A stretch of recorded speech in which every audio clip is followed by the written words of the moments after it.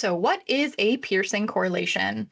A Pearson correlation is used to determine the strength and direction of a relationship between two continuous variables. So we'll talk about this quite a bit. You have to make sure you've got two continuous variables in order to run this test. A Pearson correlation is what we call a parametric test, which means this test assumes normally distributed data. So this assumes normality. If you're like, hey, what the heck does that mean? It means the data have to follow this typical bell-shaped curve, which I've got on the slide for you there. We'll review this in a little bit more detail in a couple slides. I've left you some links on the slide if you need some extra help after this workshop. So we've got the SPSS LibGuide, which I've written, which the video for this will end up living in that section. We've got a layered statistics guide. We haven't written this one, but I think it's a really good resource. And then there's also the SPSS documentation. So SPSS literally publishes their own documentation on what you need to run a test and the steps for doing that. So if you need some more help, there's help available. Our assumptions. So these are the pieces that should be met in order for the results of your test to be valid. If you don't meet the assumptions, you maybe can't use the test you're trying to run. So we're going to look at 4 different assumptions before we actually run this test. The first is that you must have 2 continuous variables, no categorical variables here. There has to be a linear relationship between the variables. So when you plot it, it should look like a straight line. Each of your variables, so you're using 2 continuous variables, both of those variables need to be approximately normally distributed, so looking like that standard bell-shaped curve. And there should be no significant outliers in either of your variables. And we're going to cover all of these on the next few slides. So here we go. We're going to start with number 1. So if you're running a Pearson correlation, the first assumption you need to check is whether you have continuous data for your 2 variables. For our Pearson correlation today, we are going to be using fake data 1 and fake data 2 from the data set I've emailed you. And if we look at these, we can look at fake data 1 first and then look at fake data 2 second. And what we see is we've got a range of values and a lot of decimals. Decimals are a pretty big giveaway that you probably have continuous data. This data matches continuous data requirements.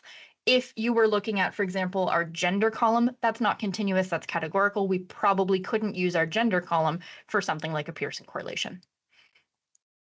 Our next assumption is that the Pearson correlation requires linear data. So the relationship between fake data 1 and fake data 2 should be linear. There's a really easy way to check this in SPSS, and if you have yours open, you're welcome to follow along.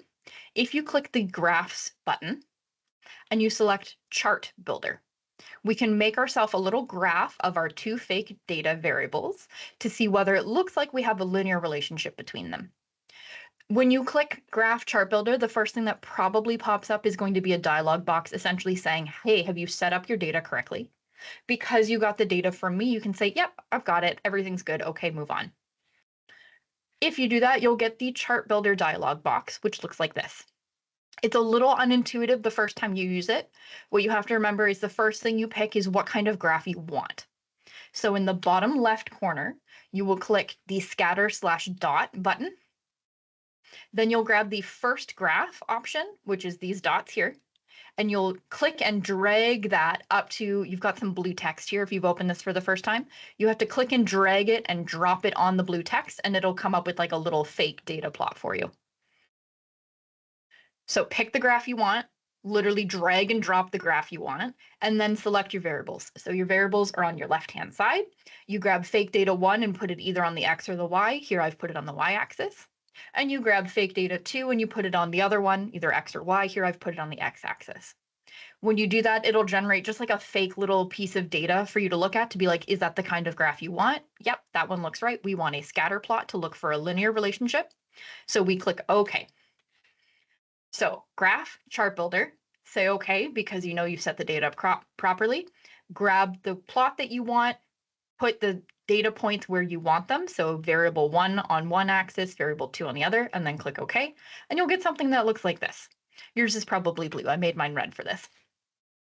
What you are looking for here is a linear relationship between your 2 continuous variables. So something that looks generally like it's increasing or something that looks like generally it's decreasing. And I've made this one a tricky example on purpose. If you were to cut this plot in half and look at the left side first, the left side actually looks like it's decreasing, and the right side looks like it's increasing. So if we look at this as a whole, it's potentially increasing overall, but someone might be able to argue you've actually got a bit of a U shape here. So maybe you can't run this test because your data might not be linear. So like I said, I've made this one tricky on purpose. You should be thinking to yourself, can I really run this test? Is this appropriate? And you always want to be asking that when you're looking at your assumptions. So did we pass linearity? Maybe. It looks like in general it's kind of going up, but maybe we didn't. So put that in your back pocket. All right, 2 more assumptions, normality and outliers. And we check these assumptions at the same time. We use the same procedure to check these generally within SPSS. So we're looking again to have approximately normal data in both of our 2 variables. And we want to check the data for both of these 2 variables to say, are there any outliers, i.e. any data points that are far away from all of the other data points that might be skewing our data. So to check normality and outliers, we click Analyze, Descriptive Statistics, Explore, which I haven't shown you before. So this is our first time doing this if you're in the workshop series. So again, Analyze, Descriptive Statistics, Explore, and we'll check normality and outliers at the same time. You will open the Explore dialog box, which looks like this. You take your 2 continuous variables. They should have a little yellow ruler next to them to say that they're continuous. You take them from the left side, you click this first blue arrow and put it where it says dependent list. So you take your 2 groups, put them in the dependent box. The next thing you want to do when checking for normality and outliers is click the plots button. There's a few selections in here that will make our output a little bit more useful. Where it says descriptive, you want to uncheck stem and leaf. Folks don't really do that very much. And you want to check where it says histogram. You're asking SPSS to generate a histogram for you. You also want to click where it says normality plots with tests. This will give you some actual statistics as well. If you forget this part, you can always come back to it again, but you want to make sure you've got your statistics and your plots. Once you're done that, you can click Continue, and then you can click OK, and that should give you everything you need for normality and outliers. So when you are checking the assumption normality, it'll generate some output for you if you've made the selections on the previous screen. The first thing you can look at is a statistic to tell you, statistically, do we think this has passed or failed? If you scroll down to the box in your output that says tests of normality, there's 2 pieces here. It gives you 2 different kinds of tests. On the right hand, we have the Shapiro-Wilk statistic. You generally read the Shapiro-Wilk statistic if you have 50 or fewer observations in each of your groups. So here we have 30 and 30, so we'll be interpreting the Shapiro-Wilk. But I also wanted to point out if you're working with your own data and you've got 50 or more, roughly, observations in each of your groups, you should be looking at the version on the left, which is the Komglemerov-Smirnov statistic. Today, like I said, we've got less than 50 per group, so we're actually going to look at Shapiro-Wilk. It gives you your statistic, but the part you're going to look at is where it says sig. Sig, or significance, is where your p-value is listed. In your sig column, if you have p less than 0.05, this means you have failed normality. There is a problem.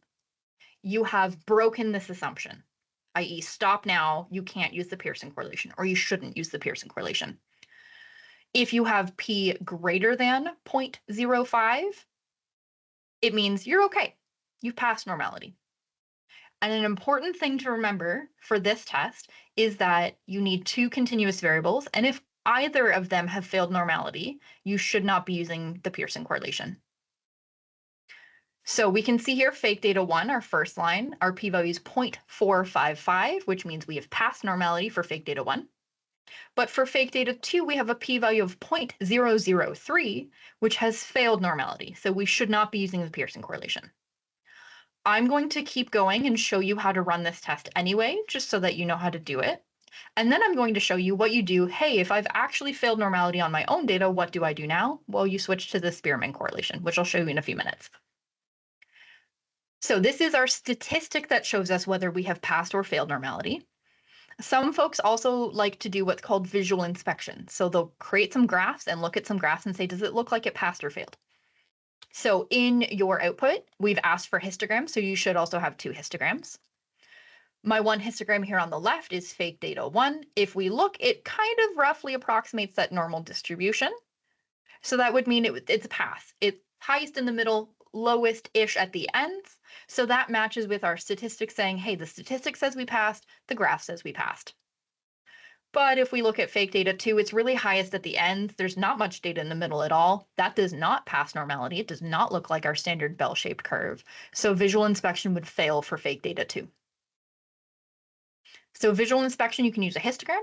You can also use a QQ plot, which is also generated for you in your output. So with your QQ plot, you've got a straight line going across the page. Your data points, I've made my dots red, yours are probably blue. Your data points should roughly follow the line. So the graph on the left, this is fake data 1.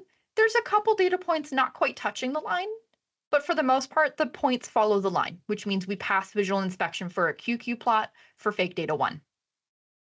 But if we look at fake data 2, we can see a lot of these data points are falling away from the line. Most of the data points aren't even on the line at all.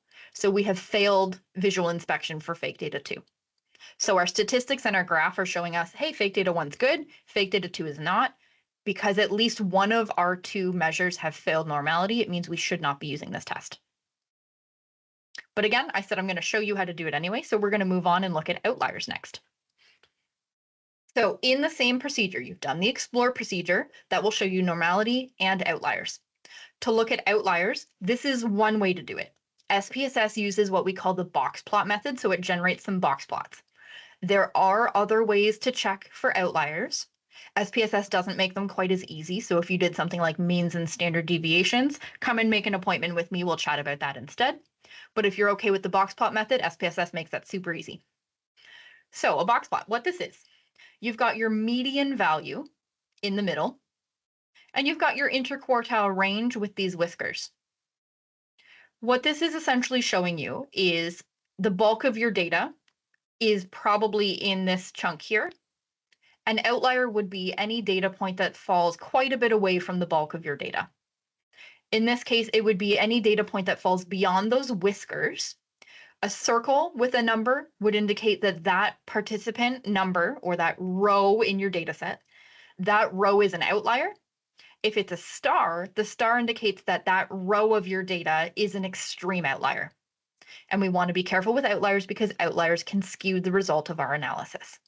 So here we actually see no outliers at all in fake data 1 or fake data 2. We've got no circles, we've got no stars, so we're good to go, thumbs up. If we pretend we have met all of the assumptions for the Pearson correlation, I'll show you how to run it now. You don't want to move on to this step if you failed one or more of these assumptions. So we've actually failed a few. Normally we wouldn't do this step, but for demonstration, I'll show you how to do it today. To run a Pearson correlation, you click Analyze, Correlate, Bivariate. So again, to run a Pearson correlation, if you've passed all your assumptions, Analyze, Correlate, Bivariate. That will open the Bivariate Correlations dialog box. You take your 2 variables that you would like to check to see whether they are correlated, and you move them to the variables box. And then you make sure down here it says Pearson. You want to make sure the Pearson box is checked. I believe it's checked by default, but you want to make sure you've got the correct thing checked, and then you click OK. So you pick your 2 variables and you say, these are the ones I want to check. If you have done that, you will get an output that looks something like this. It's really small. So if you're just doing the Pearson correlation without checking your assumptions, you'll only have this one piece of information. What you should have is a big output that has all of your assumption checks and then this at the bottom if you've done it properly. So to read the Pearson correlation output, there's 3 main pieces here. The first one is your Pearson R value.